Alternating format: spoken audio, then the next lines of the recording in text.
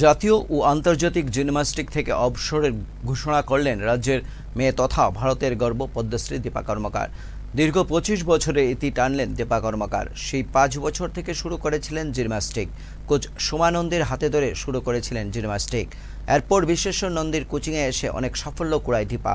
আজ অবসরের কথা ঘোষণা করেন সারা সন্ধ্যায় NSRCC হল করে। এখন থেকে তিনি কোচিং করাবেন পরবর্তী জেনারেশনকে।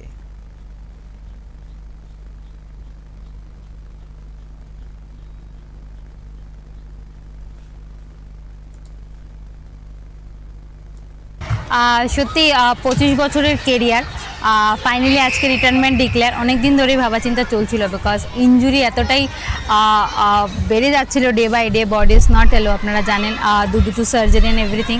তারপর লাস্ট এশিয়ান চ্যাম্পিয়নশিপে gold medal is the peak time, is the first time is India history যে গোল্ড মেডেল আনা। তারপর রিস্ট ফ্র্যাকচার এবং আরও কিছু পা নিয়ে অনেক দিন ধরে আমি অনেক সমস্যায় ভুগছিলাম। তো বডির সাথে আর লড়তে না পেরে এবং সবাই মিলে ডিসিশন নিলাম যে আমরা finally is the retirement time, because একবার শুরু হলে সব কিছুর শেষ হতে হয়। এখন নেক্সট চ্যাপ্টারের টাইম, নেক্সট চ্যাপ্টার। এবং আমার পুরো আশা থাকবে আগামী দিনে যে শুধু ত্রিপুরা না, পুরো ইন্ডিয়ান জিমন্যাস্টিক্সকে কীভাবে আমার দ্বারা যদি কোনো আমি হেল্প করে এগিয়ে নিয়ে যেতে পারি, আমি অবশ্যই ওদের পাশে আছি এবং অবশ্যই ওদের সাথে থাকবো কীভাবে ইন্ডিয়ান জিমন্যাস্টিক্স এগিয়ে যায়, কান্ট্রির জন্য মেডেল আসে এবং অলওয়েজ ত্রিপুরার আমার স্টেটের জিমন্যাস্টদের জন্য আমি